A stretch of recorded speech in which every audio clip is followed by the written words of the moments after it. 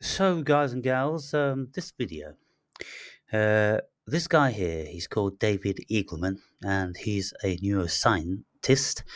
And this is the second part of a three-part series where he's asking, what does it mean to know thyself in the age of neuroscience?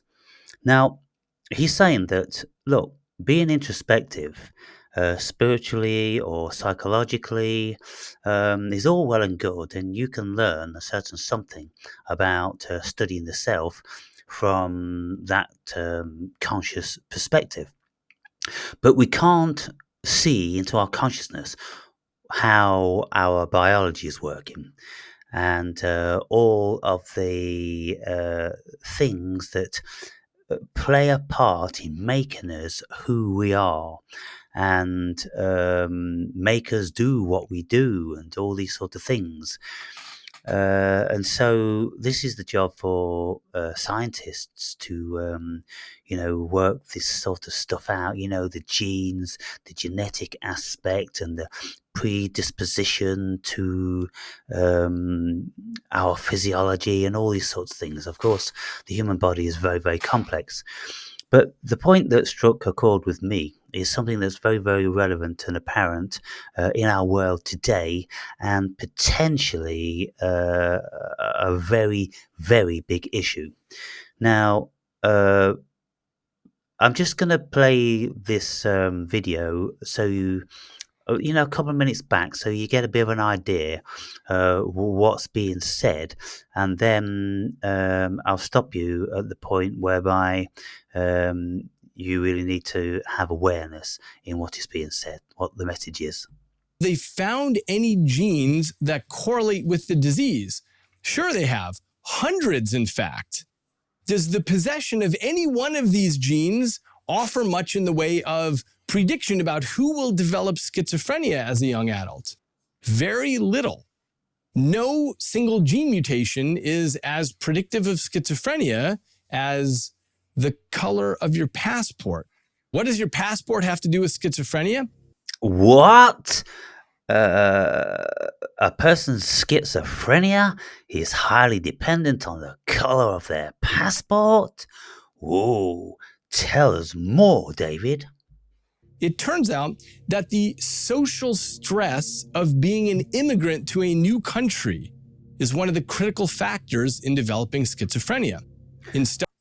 The stress of being an immigrant in a new country is one of the contributing factors for developing schizophrenia? Holy fuck! The world's in trouble, especially the West, and over and above that, especially America. Why? Well, because every lunatic owns a gun. Studies across countries, immigrant groups who differ the most in culture and appearance from the host population carry the highest risk of schizophrenia. In other words, a lower level of social acceptance into the majority correlates with a higher chance of a schizophrenic break. In ways not fully understood, it appears that repeated social rejection perturbs the normal functioning of the dopamine systems. But even these generalizations don't tell the whole story, because within a single immigrant group, say Koreans in America, those who feel worse about their ethnic differences from the majority are more likely to become psychotic. Those who are proud and comfortable with their heritage are mentally safer. Now, oh boy. Well, considering now that America has millions of Haitians, people with no education, a very, very, very different culture, um, many psychological and emotional issues because Haiti has been reputedly the most impoverished, poverty-stricken nation on the planet for a long time. So going to America and seeing that all these wonderful things that many people have, but you don't have the education to be able to get these things, you can't get the job, and X, Y, and Z, and people don't accept you because many people feel threatened by immigrants and feel like they've got certain propensity towards racism for whatever reasons. So that's going to increase your propensity to one day lose it. This news comes as a surprise to many. Isn't schizophrenia a genetic disorder? The answer is that genetics play a role. If the genetics make nuts and bolts that have a slightly altered shape, the whole system may run in an unusual manner when put in particular environments. In other environments, the shape of the nuts and bolts may not matter. When all is said and done, how a person turns out depends on much more than the molecular suggestions written down in the DNA. You may remember that in an earlier episode on neuro law, I mentioned that some people have an 828% higher chance of committing a violent crime if they carry a certain set of genes. And those genes, you may remember, are summarized as the Y chromosome. If you are a carrier, we call you a male. Now, that correlation between the Y chromosome and crime is factual. But the important question to ask is this. Oh my goodness. You know, this video is a very recent video within the year. And look at how already he's overstepped two of the social parameters. One, he actually pointed out and segregated Koreans living in America, for instance, having a great propensity for schizophrenia. So I'm going to be thinking that, well, many people now will be thinking, oh, I know someone that's Korean. You know, the stupid level of lots of people. I know someone that's Korean. Maybe he's going to lose it one day and, you know, be an axe murderer and this, that, and the other. He should never have pointed out one particular nation like that. He should have just stated that, you know, a particular variety or creed of person coming from another country into another country is more susceptible to these symptoms. But now what he's just said was, let me just go back again so you're aware of this. And crime is factual. But the important question to ask is this. Why aren't all males criminals? In fact, it's only 1% of males that get incarcerated. So what's going on? The answer is that knowledge of the genes alone is not sufficient to tell you much about behavior. Consider the work of Stephen Suomi. He's a... Oh, well, just before that, he said that if you have a Y chromosome, then you're labeled as a male. Well, not anymore, mate. I mean, if you made this video about 5 years ago, I would say, you're behind in the times. But considering that this was uploaded, let me just check now. 1 year ago, only 1 year ago, and so you should be well informed on what's going on, dude. And I'm, you know, I'm curious as to why this video hasn't even got a strike for saying stuff like that. Wow, where's the world going, people? But what I will say is about America. Look, the people who conquered America, they killed the indigenous spirit of that nation, and they killed most of the indigenous people.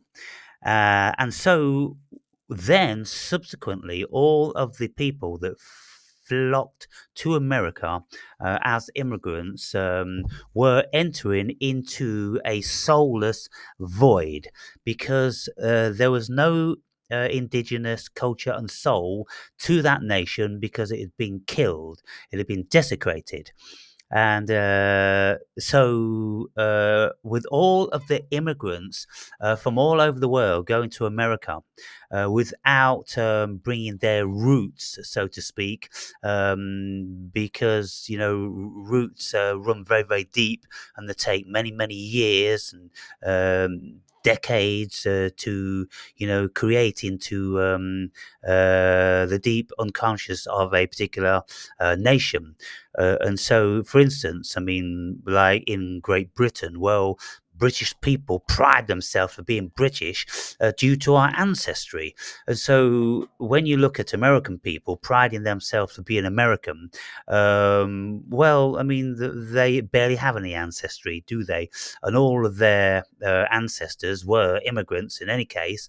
And so very, very fractalized. So you can see that the country never had a soul, never had a spirit, and it was already schizophrenic. America was schizophrenic from the very, very beginning because of these reasons. And this is why it is said around the world, only in America. The craziest things come out of America because America has the craziest of people. And so we can already see how crazy people are with all the assassinations and crazy stuff. The freak shows that you've got. In American prisons, they really are a freak fest. They are filled with very, very dangerous and deranged people. Wow. So America's in for a fall. There's no doubt about that. And, other nations are going to suffer also, but nothing like to the degree, because we have soul, we have a collective spirit and, that sort of thing. And, we don't have that many immigrants, whereas America, the whole nation, there's a very high percentage of immigrants. And so let's just have a look what else he says. Researcher who raises monkeys in natural environments in Maryland. Now, in his natural environment setting, he can observe the monkeys' social behavior from their day of birth. And one of the first things he noticed was that monkeys begin to express different personalities from a surprisingly early age. He saw that virtually every social behavior was developed and practiced and perfected during the course of peer play by 4 to 6 months of age. Now, this observation would have been interesting by itself, but Suomi was able to combine the behavioral observations with regular blood testing of hormones and metabolites, as well as genetic analysis. What he found were that 5% of the baby monkeys were overly aggressive. They showed impulsive and inappropriately belligerent behavior. Those monkeys had low levels of a blood metabolite related to the neurotransmitter serotonin. Now, here's the key. Suomi and his team found that there were 2 different flavors of genes, these are called alleles, that one could possess for a protein that's involved in transporting serotonin. Let's just call these the short and the long forms. Now, the monkeys with the short form showed poor control of violence, while those with the long form displayed normal behavioral control. But that turned out to be only part of the story. How a monkey's personality developed depended on its environment as well.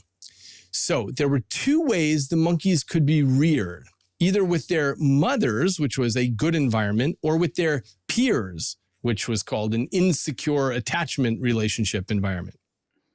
So the monkeys with the short form ended up as the aggressive type when they were raised with their peers, but they did much better when they were raised with their mothers. For those with the long form of the gene, the rearing environment didn't seem to matter much. They were well adjusted in either case. Now, there are at least 2 ways to interpret these results. The first is that the long allele is a good gene that gives resilience against a bad childhood environment. The second way you could interpret this is that you have some monkeys who would have turned out to be bad seeds, but they were rescued by good mothering. Now, these 2 interpretations aren't exclusive, and we don't know which one is exactly correct. but they boil down to the same important lesson. A combination of genetics and environment matters for the final outcome. So following on from these monkey studies, people started to study gene-environment interactions in humans. In 2001, a researcher named Avshalom Caspi and his colleagues set out to ask whether there are genes for depression. When they went on the hunt, they found that the answer is sort of. They learned that there are genes that predispose you, but whether you actually suffer from depression depends on your life's events. The researchers discovered this by carefully interviewing dozens of people to find out what sort of major traumatic events had transpired in their lives. The loss of a loved one, a major car accident, and that sort of thing. So for each participant, they also analyzed the genetics, specifically the form of a gene involved in regulation of serotonin levels in the brain.